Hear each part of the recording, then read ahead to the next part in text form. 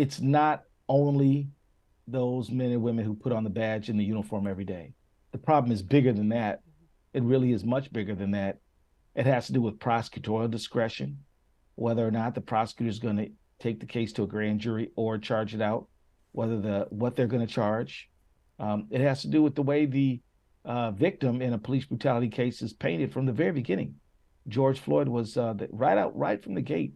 You know, the Minneapolis Police Department said that George Floyd died in a medical emergency. Never mentioned force. Then, of course, we saw, the judges have a deep and very important role. We talked a little bit about Judge Cahill and the case he called, but he wasn't the only judge involved in this. We could go all the way back to the United States Supreme Court, which is the court that set up Graham versus Connor, which is the legal standard for excessive force cases. And let me tell you, Graham versus Connor basically says, if an officer acted unreasonably from the perspective of the officer without benefit of hindsight, then if the officer acted unreasonably, then the officer could be liable for and be accountable in a criminal court.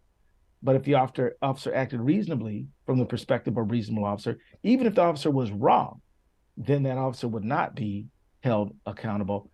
And as much as that standard has made it difficult for victims to get relief, it's better than what was there before. The standard under Johnson versus Glick was that it was malicious. You had to prove maliciousness, right? Now you're getting into the inner recesses of somebody's mind and their motivation. Very difficult to prove. So, bottom line is the Supreme Court laid out the standard, and courts all over the country have followed it. So right on down to those courts that call the balls and the strikes in the cases that are brought.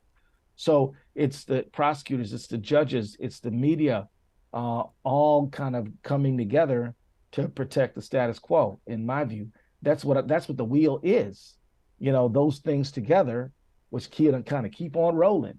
But I'm saying that the wheel itself needs to be broken, because the wheel is perpetuating a lot of things that are not good for our society, such as a lack of trust. Members of the community need to be able to trust their police officers. They need to be able to believe that officer, if I call, they're going to come, they're going to help. Where in some communities, because we have allowed impunity to prevail, people can't say that.